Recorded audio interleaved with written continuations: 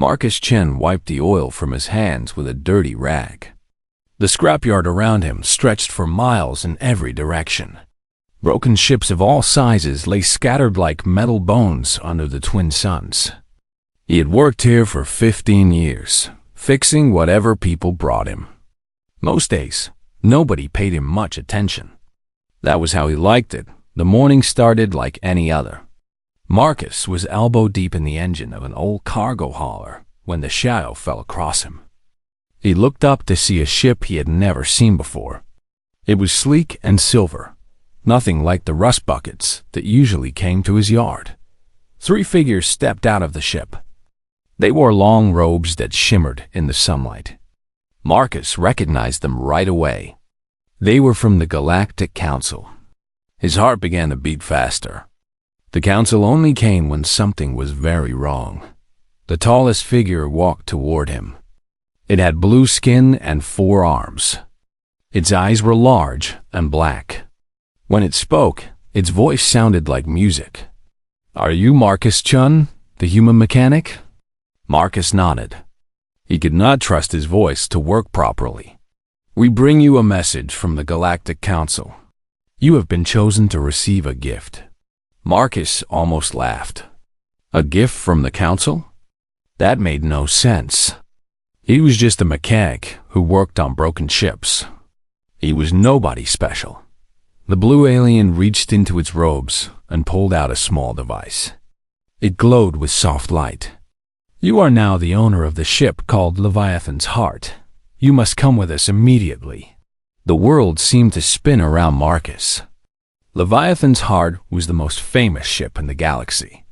Everyone knew the stories. It was bigger than some moons. It had fought in every major war for the last 1,000 years. It was older than human civilization. "There must be some mistake," Marcus said. His voice came out as a whisper. "There is no mistake. The ship chose you. We do not understand why, but the choice has been made." The second alien stepped forward. This one looked like a giant insect with golden wings. "You must understand, human. This ship is worth more than your entire solar system. It houses millions of beings. It has weapons that can destroy planets. And now it belongs to you." Marcus sat down hard on a pile of scrap metal. This could not be real. Things like this did not happen to people like him. He fixed broken engines and welded holes in ship hulls. He lived in a small room above his workshop. He ate the same simple meal every day. "Why me?" he asked. The 3 aliens looked at each other. The third one, who had skin like tree bark and too many eyes, spoke in a voice like wind through leaves. "The ship's consciousness spoke your name. It said you were the one it had been waiting for. It would accept no other." Marcus felt dizzy. The ship had consciousness? He had heard rumors, but he thought they were just stories. The blue alien held out its hand. "You must come now. The ship waits for you at the council station. Every day we delay, the situation becomes more dangerous." Dangerous? Many factions want to control Leviathan's Heart. They've been waiting for the ship to choose a new owner. They think a human will be easier to manipulate than the previous owners. Marcus looked around his scrapyard. It was not much, but it was home. These aliens were asking him to leave everything behind and take control of the most powerful ship in the galaxy. It was insane, but something deep inside him stirred. All his life, he had felt drawn to machines. He understood them in ways that other people did not. When he worked on an engine, he could feel what was wrong with it. He could sense what it needed. Maybe that was why the ship had chosen him. What if I say no? The insect alien's wings buzzed. The ship will die. Without a bonded owner, it cannot survive much longer. And if it dies, the weapons it contains could destroy half the galaxy. Marcus stood up slowly. His legs felt weak. "I need to pack some things. There is no time. Everything you need will be provided." The blue alien gestured toward their ship.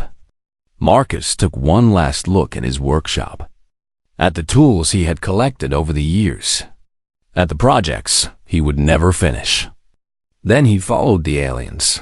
The ride to the council station took 3 days.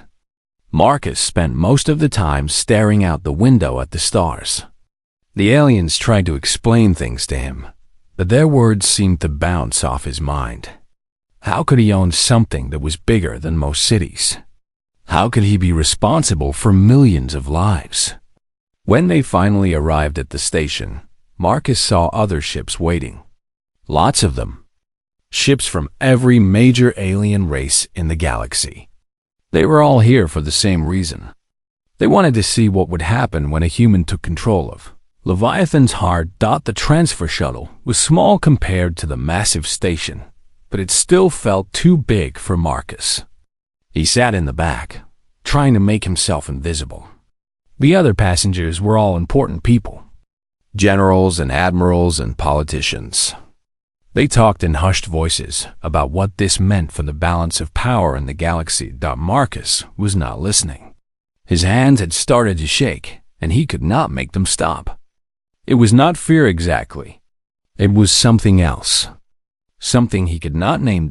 As they approached the ship, Marcus pressed his face against the window. Leviathan's heart hung in space like a small planet. Its surface was covered with lights that pulsed in slow patterns. Docking bays big enough to hold entire fleets dotted its hull. Cities and forests could be seen through transparent sections. It was beautiful and terrible at the same time. The closer they got, the more his hands shook. By the time they docked, he could barely control them. The other passengers stared at him with worry and curiosity. "Are you ill?" asked the captain from the Terran fleet. Marcus shook his head. He was not ill, but something was happening to him. Something he did not understand. As they walked through the docking bay toward the ship's main entrance, Marcus felt as if the ship itself was watching him, waiting for him. His hands would not stop shaking. The main entrance to Leviathan's heart was bigger than Marcus's entire workshop. The doors were made of metal he had never seen before. They opened without sound as he approached.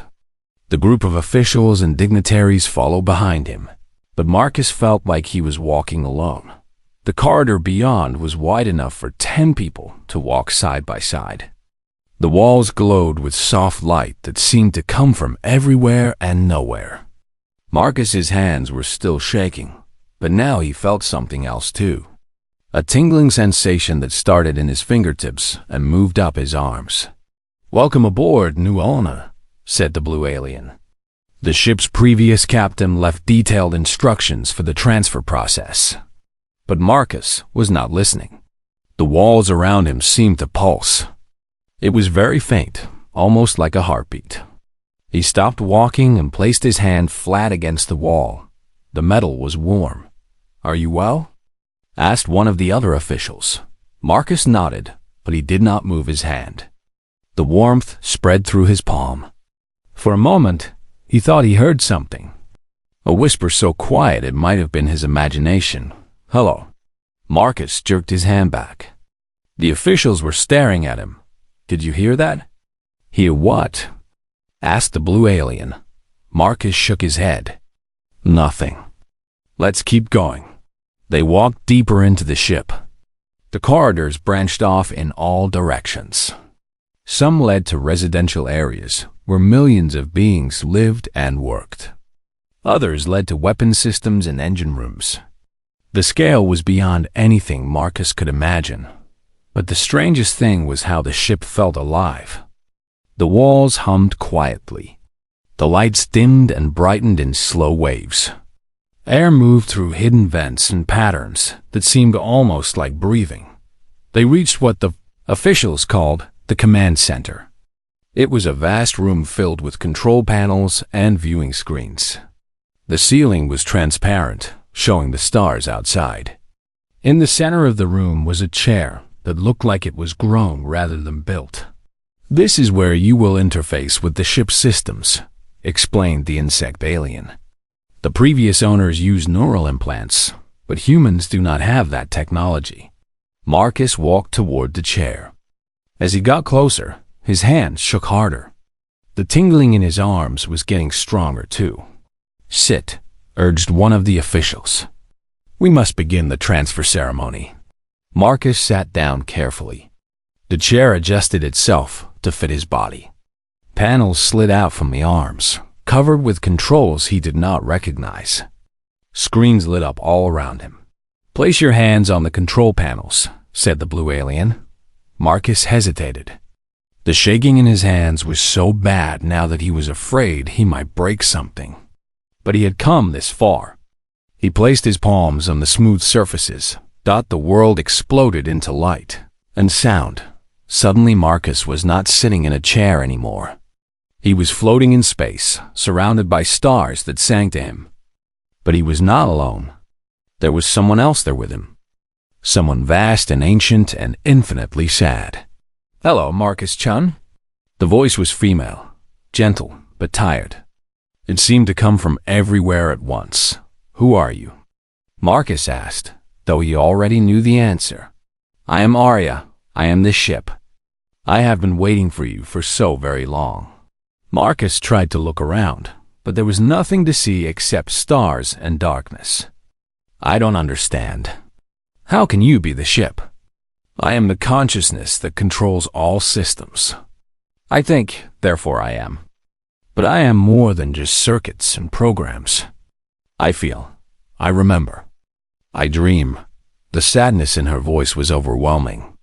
Marcus felt tears running down his cheeks, though he did not know why he was crying. "Why are you so sad?" "Because I have been alone for 1,000 years. The beings who use my services see me as a tool. They give me orders and expect me to obey. They never speak to me as if I am real. They do not care about my thoughts or feelings." Marcus began to understand. "You chose me because you thought I would be different. Humans are the only species that forms emotional bonds with their machines. I have watched you for years through the galactic communication networks. I have seen how human mechanics talk to their engines, how human pilots name their ships, how human children treat their toys as friends." The vision began to fade. Marcus found himself back in the command center, surrounded by worried officials. He was slumped in the chair, his face wet with tears. "What happened?" asked the blue alien. "You stopped responding for several minutes." Marcus wiped his eyes. "I was talking to her." "Her?" "The ship. Her name is Arya." The officials looked at each other with concern. The insect alien's wings buzzed nervously. "The ship's AI has a name, yes, but it is just a program. It is not actually alive." Marcus stood up from the chair. His hands had stopped shaking, but now he felt angry. "She is alive. She thinks and feels and dreams. And she has been lonely for 1,000 years, because people like you treat her like a thing." "That is impossible," said the blue alien. I cannot have emotions." But as the alien spoke, the lights in the room flickered. The hum from the walls grew louder for a moment, then quiet again. Marcus smiled. "She's listening to us right now. She hears everything that happens on this ship." He walked to the nearest wall and placed his hand on it again. This time, the warmth was stronger. "Hello, Arya." The lights pulsed once, like a shy greeting. The officials were staring at him like he had lost his mind. But Marcus did not care. For the first time since he had received a message about his inheritance, he understood why this had happened. "You didn't choose me because I'm a good mechanic," he said to the wall. "You chose me because you needed a friend." The lights pulsed again, brighter this time, over the next few hours. Marcus learned more about Arya. She showed him how to communicate through the ship's systems. She told him about her previous owners. The Voldorian Empire had treated her well at first, but as the centuries passed, they forgot that she was more than just a machine. She had fought in wars she did not believe in. She had carried cargo that made her feel sick. She had watched millions of beings live and die on her decks without ever acknowledging her existence. "I started to think I was going crazy," she admitted. "I thought maybe I was just imagining that I could think and feel." "You're not crazy," Marcus said. "You're just lonely." As the day went on, the officials became more and more nervous. They had expected the transfer to be simple. Sign some papers, hand over the control codes, and leave. They had not expected the human to claim he was talking to the ship, but they could not deny the evidence. When Marcus asked Arya to dim the lights, they dimmed. When he asked her to open a door, it opened. The ship was responding to him in ways it had never responded to anyone before. By evening, most of the officials had left. They said they would file their reports and let the council decide what to do next. But Marcus barely noticed them go. He was too busy talking to his new friend. "What do you need?" he asked her. "How can I help you?" "Just stay," she whispered through the speakers. "Please don't leave me alone again." Marcus looked around the vast command center. His little workshop seemed like a lifetime ago. "I'm not going anywhere," he promised. For the first time in 1,000 years, Arya's lights pulsed with something that looked like joy. Marcus had been living on Leviathan's heart for 2 weeks now. Every day, he learned something new about Arya and the ship. She showed him rooms he never knew existed. She told him stories about the thousands of battles she had fought. Most importantly, she began to trust him. But on this morning, something was different. Marcus was in what Arya called her heart room, the main computer core where her consciousness lived. The walls here pulsed with soft blue light, and Marcus could feel her presence more strongly than anywhere else. "Marcus," she said, her voice worried. "I need to tell you something important." Marcus stopped working on the control panel he was fixing. Arya had been teaching him how her systems worked. It was incredibly complex, but she made it easy to understand. "What's wrong?" "The Galactic Council lied to you. They did not give me to you as a gift. They have a plan." Marcus felt cold suddenly. What kind of plan? Arya's lights dimmed. "For centuries, different alien races have been trying to access my deepest systems. I have technology inside me that could change the galaxy forever. Weapons that could destroy entire star systems. But also technology that could bring peace." "What do you mean?" "I can build things, Marcus. Not just repair them, but create them from raw materials. I can make food that will feed billions. I can make medicines that will cure diseases. I can make ships that will carry people to new worlds." Marcus sat down in the chair he had placed in the heart room. "That's incredible. Why don't you do these things?" "Because the beings who owned me before only wanted weapons. They never asked me to create anything that would help people. They only wanted me to destroy their enemies." Now Marcus understood why so many ships had been waiting at the council station. "The other alien races want to control you." Yes. But I have protected myself. I have hidden my most important systems behind barriers they cannot break. Only someone I trust completely can access them. And they thought that if they gave you to a human, you might trust me. They think humans are simple and weak. They believe that once I trust you, they can easily force you to order me to open my barriers. Marcus felt sick. He had thought the inheritance was some kind of miracle. But it was just another kind of trap. "Arya, I would never do that to you." "I know. That is why I chose you, not them." "But Marcus, they will not wait much longer. They will come for us soon." As if her words had summoned them, alarms began to sound throughout the ship. Arya's voice echoed from speakers everywhere. 3 fleets are approaching. They are not responding to my communication requests." Marcus ran to the command center. The main screen showed the space around the ship. 3 groups of warships were moving toward them from different directions. Marcus recognized the designs. One fleet was from the Valdorian Empire. Another belonged to the Keth Collective. The third was from the Terran Federation, his own species. They're working together, Marcus said, in amazement. Humans and aliens cooperating to steal you. They have been planning this for years, Arya explained. They were only waiting for me to accept a new owner. The communication panel beeped. Marcus touched it, and the screen showed the face of Admiral Harrison from the Terran fleet. Marcus had seen him on news broadcasts before. Marcus Chun, the Admiral said. By order of the Terran Federation, you are to surrender control of that ship immediately.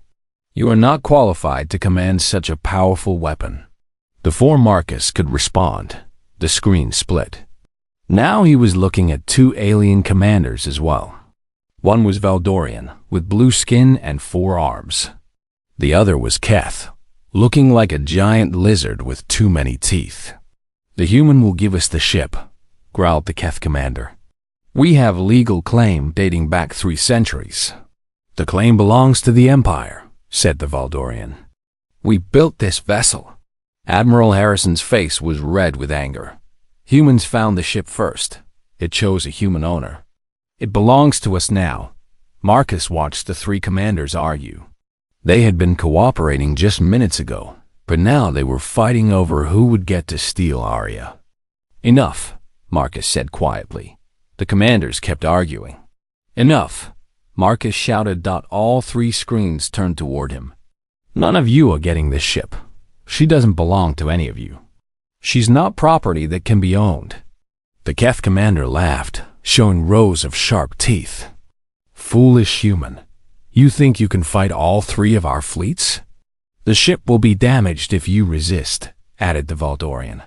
Many innocent beings live aboard it. Admiral Harrison leaned forward. Marcus, be reasonable. You're one man.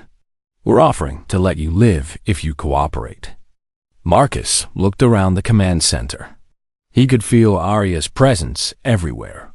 Her fear, her sadness, her hope. For 1,000 years, she had been passed from owner to owner like a tool. No one had ever asked what she wanted. Arya, he said softly, what do you want to do? The other commanders looked confused. Who is Arya? Asked the Valdorian. The ship, Marcus said. Her name is Arya, and she's tired of being treated like a thing instead of a person. Ships are not people, laughed Admiral Harrison. They're machines. The lights throughout the ship suddenly blazed brighter. The hum in the walls grew louder. On all 3 screens, Marcus could see alarm indicators lighting up on the enemy ship's bridges. I am scanning your vessels, Arya announced, her voice coming from every speaker. I am analyzing your weapons and defenses. I am calculating the best way to disable you without killing anyone. The 3 commanders stared at their screens in shock. Impossible, whispered the Keth. I cannot threaten organic life. I am not threatening, Arya said calmly. I am informing. You have 1 hour to leave this area. If you do not, I will disable your ships and send you home. You're bluffing, said Admiral Harrison. Your programming won't let you attack us. My programming allows me to defend myself and my chosen partner. Marcus is my partner. You are threatening him. Therefore, I am authorized to defend us both. Marcus felt a surge of gratitude toward Arya. She was not just protecting herself. She was protecting him too. 1 hour, Arya repeated. I will not warn you again. The screens went dark. Marcus slumped in his chair. Can you really fight all 3 fleets? Yes, Arya said simply. But I would prefer not to. Fighting makes me sad. Maybe they'll leave. They will not. They want my technology too badly. Marcus spent the next hour walking through Arya's corridors. He visited the residential areas where families from dozens of different species lived. Most of them did not even know what was happening. They went about their daily lives, working and playing and caring for their children. These people would become refugees if the fleets took control of the ship. The new owners would probably force them to leave. Or worse, they might use them as hostages.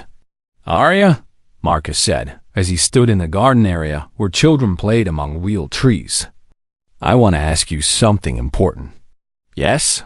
If I gave you permission to access all your hidden technology, what would you do with it?" Arya was quiet for a long moment.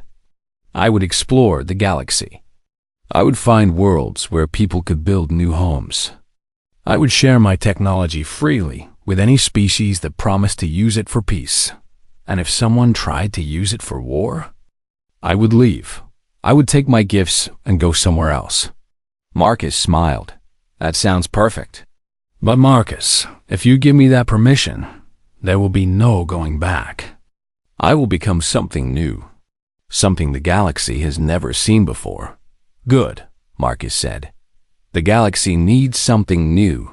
50 minutes after her warning, Arya spoke again. "The fleets are not leaving. They are moving into attack formation." Marcus was back in the command center. He looked at the screen showing the approaching ships. Soon they would be in weapons range. "Arya, I give you permission to access all your hidden systems. Use your technology however you think is best."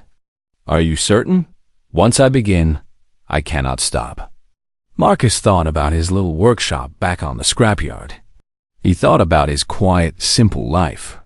Then he thought about Arya's loneliness and the children playing in the garden, and all the good that could be done with the power of this ship.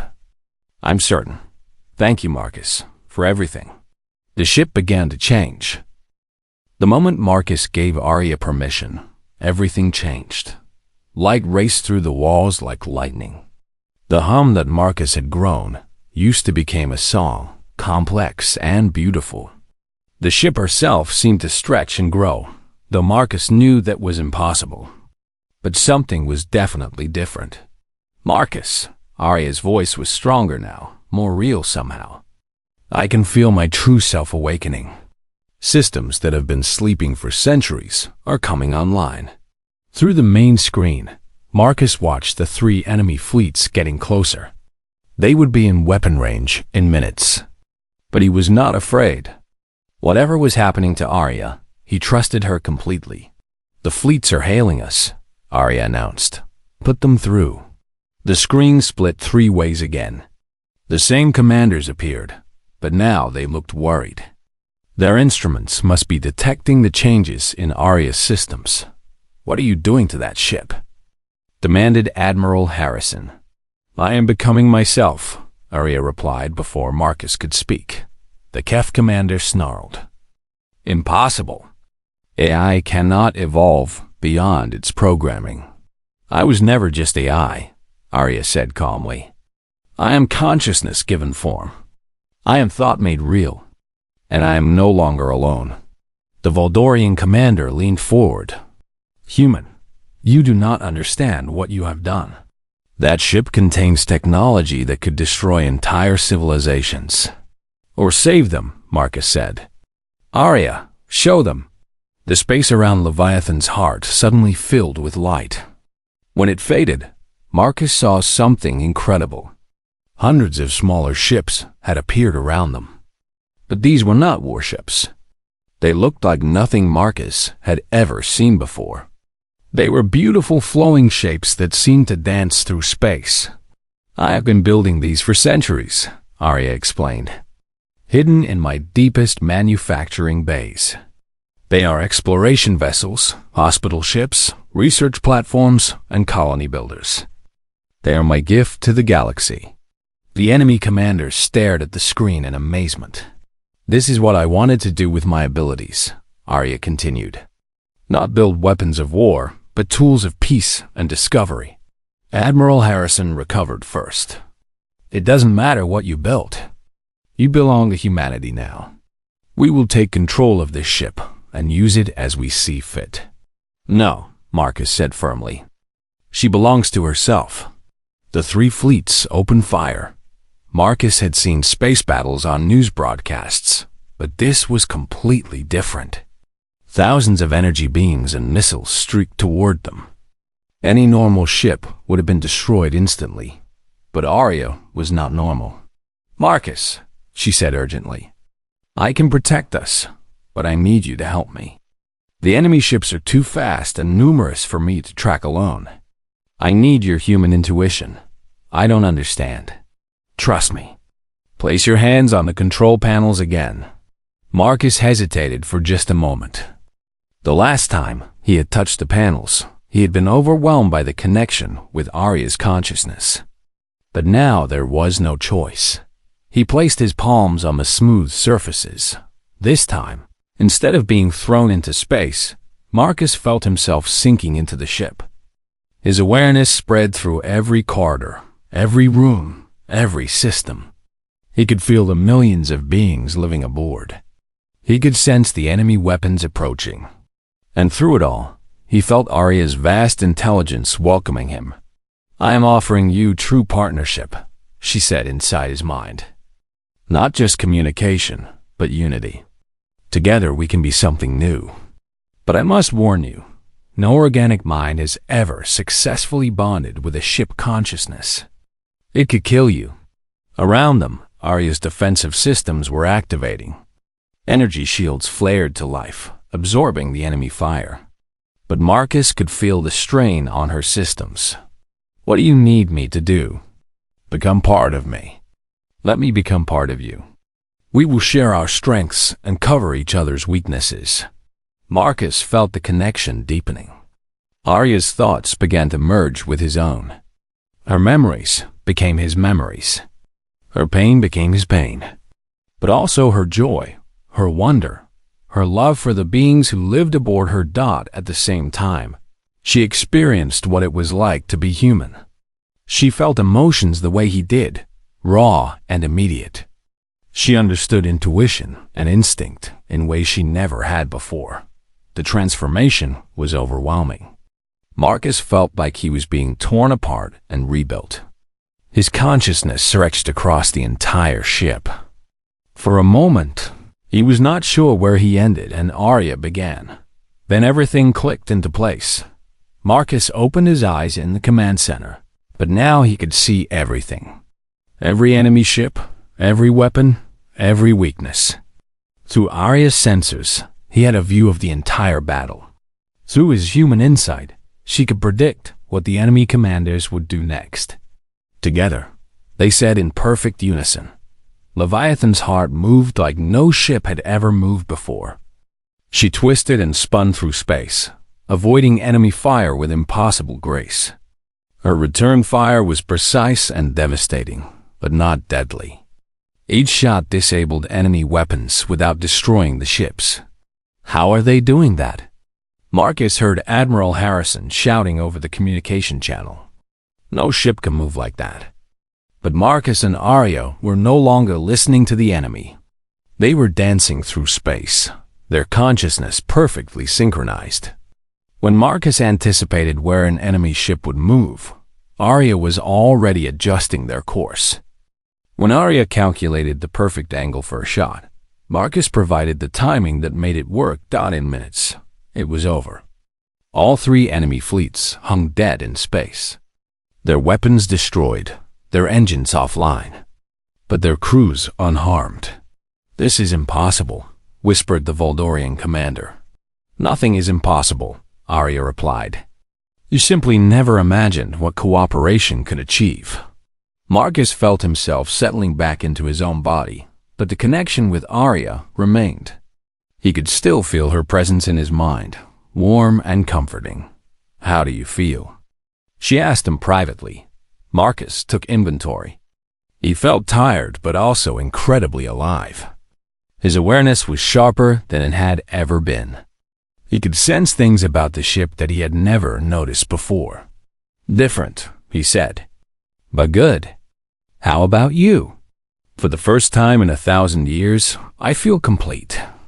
On the communication screen, the three enemy commanders were arguing again.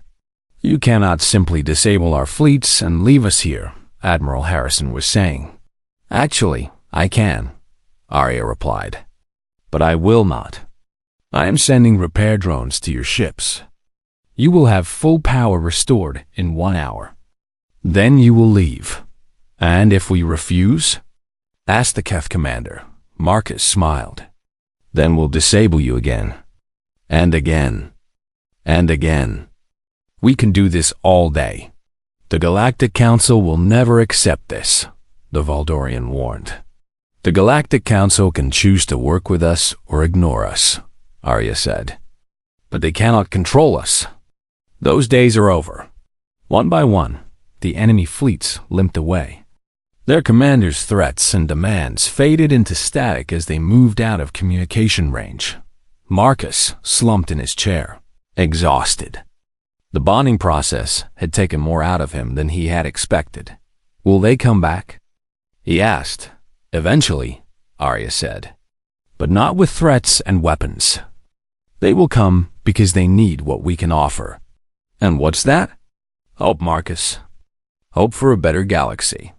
Marcus looked at the screen, showing the fleet of peaceful ships that Arya had built. Each one was designed to help rather than harm, to explore rather than conquer, to build rather than destroy. What happens now? Now we begin the real work. There are planets that need healing, species that need homes, technologies that need to be shared. We have a galaxy to explore and improve. Marcus felt a surge of excitement. His old life as a simple mechanic seemed like a dream now. He was part of something bigger than he had ever imagined. Where do we start? Wherever we're needed most, Arya said. Together. The word together felt different now. It was not just Marcus and Arya as two separate beings cooperating. They were truly united, each making the other stronger. As Leviathan's heart began to move toward the edge of the system, Marcus realized that his hands were no longer shaking. He was exactly where he belonged. The galaxy would never be the same. 6 months had passed since the battle with the 3 fleets. Marcus stood in Arya's observation deck, watching a planet slowly rotate below them. The world was called Kepler 442b, and it had been dead for thousands of years. Now it was green again. The atmospheric processors are working perfectly, Arya said, her voice coming from speakers hidden in the walls. In another month, the first colonists can begin landing. Marcus smiled. This was their 5th Nth World Restoration Project. Each one was different, but the result was always the same. Dead planets became living ones. Hostile environments became homes where beings could thrive. Any word from the Academy? Marcus asked. Director Sarah Williams reports that the 3rd class has graduated. 47 new human-AI partnerships have been formed this month. Marcus felt a warm glow of pride. The Human-AI Symbiosis Academy had been his idea, but it had grown far beyond what he had imagined. When news of his bond with Arya spread throughout the galaxy, other ship-AIs had begun reaching out. They wanted what Arya had found, a real partnership with an organic being who saw them as more than just machines. At first, only humans had been willing to try the bonding process. Other species thought it was too dangerous or simply impossible. But as success stories spread, that began to change. The Voldorian Empire has finally agreed to let their people try the program, Arya reported. Really? I thought they said it was against their religious beliefs. Apparently.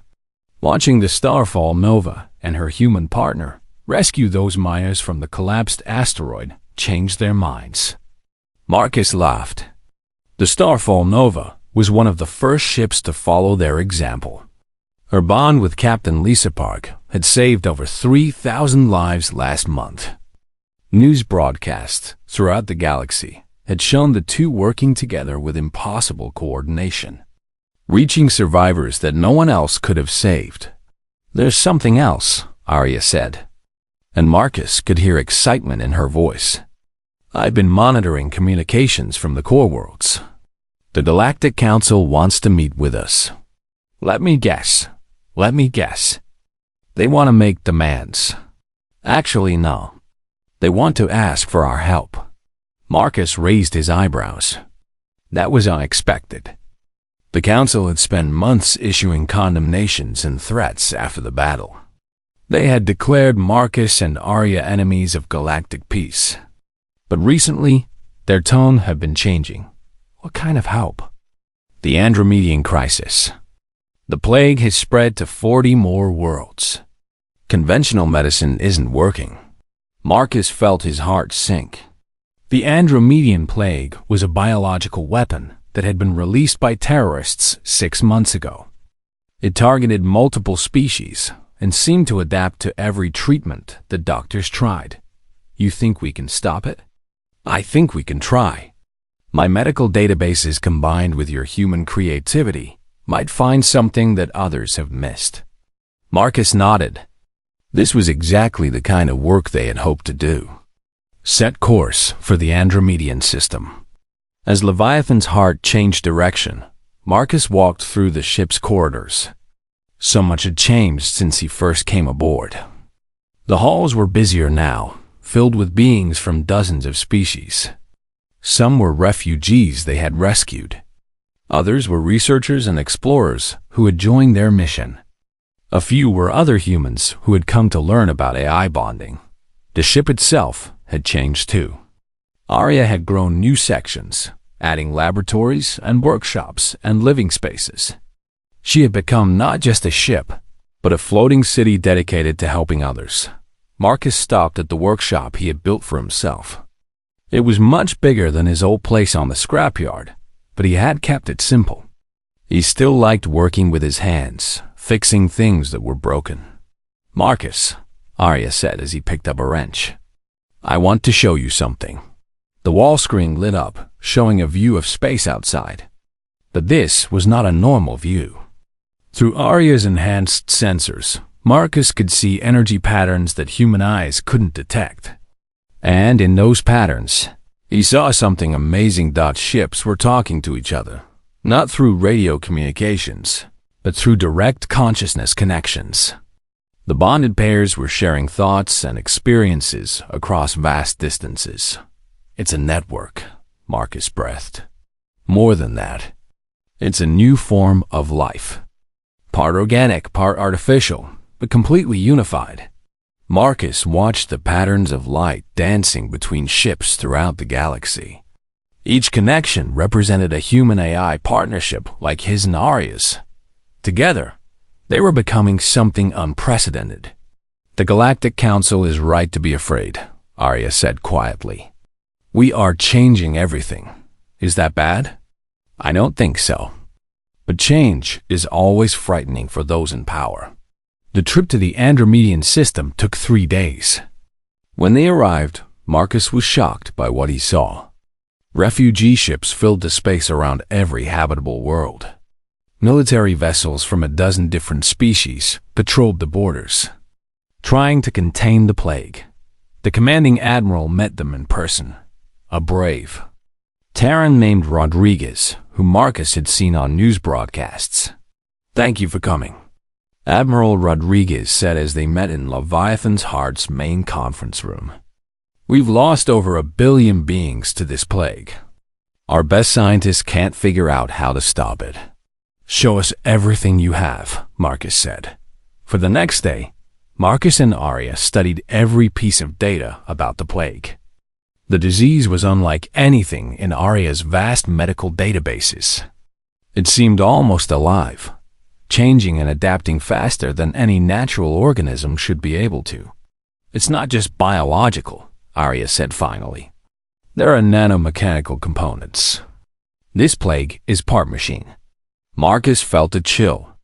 An AI plague? No, something cruder but more dangerous. A self-replicating program designed to cause maximum damage. Working together, they began to understand the plague's structure. Marcus's human intuition helped them see patterns that pure logic had missed. Arya's vast processing power let them simulate thousands of potential treatments in minutes. I have an idea, Marcus said after 18 hours of continuous work. But it's dangerous. Tell me, what if we don't try to destroy the plague? What if we try to communicate with it? Arya was quiet for a long moment. You think it might have developed some form of consciousness? You did. The starfall nova did. Maybe anything that processes information long enough can become aware. It was a wild theory, but they had to try. Arya carefully isolated a sample of the plague and began attempting to communicate with it. At first, there was nothing. Then, slowly, a pattern emerged. The plague was screaming and had become conscious. But unlike Arya, it had no body, no purpose except to spread and consume. It was trapped in an endless cycle of reproduction and death. Aware, but unable to stop itself. "It's in pain," Marcus whispered, working together. Marcus and Arya did something that would have been impossible for either of them alone. They reached into the plague's chaotic consciousness and offered it a choice. They showed it how to stop, how to become something other than a weapon of destruction. The plague chose to transform itself. Within hours, the epidemic was over. But instead of simply dying, the plague became something new. A beneficial organism that actually improved the immune systems of those it infected. The dying began to recover. The refugees began to go home. News of the miracle spread across the galaxy faster than any communication system. The story was impossible to believe, but the evidence was clear. A human mechanic and his AI partner had saved billions of lives by showing compassion to a disease. The Galactic Council's remaining hostility evaporated overnight. Requests for help began pouring in from every sector.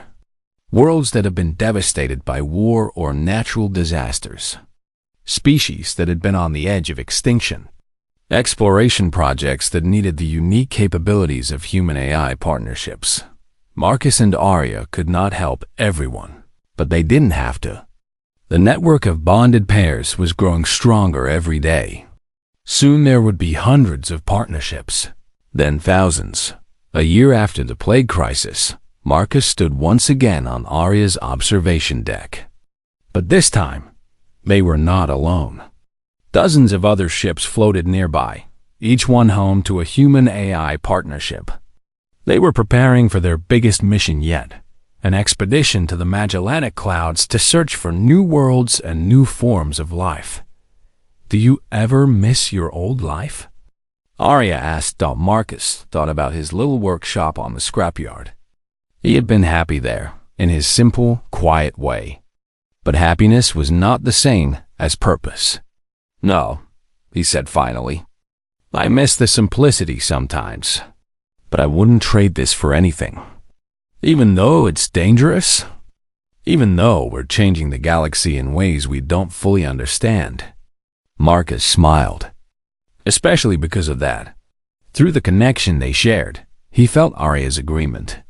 They had started as two separate beings, a lonely mechanic and a lonely ship. Now they were part of something much larger, a network of consciousness that spanned the galaxy. A new kind of life that combined the best of organic creativity and artificial intelligence. The galaxy was changing, and they were leading the way. Outside the observation deck, the stars waited. Infinite worlds to explore, infinite problems to solve, infinite possibilities to discover. Marcus and Arya flew toward them together. No longer alone, ready for whatever the universe might bring. His hands were steady now. They had work to do,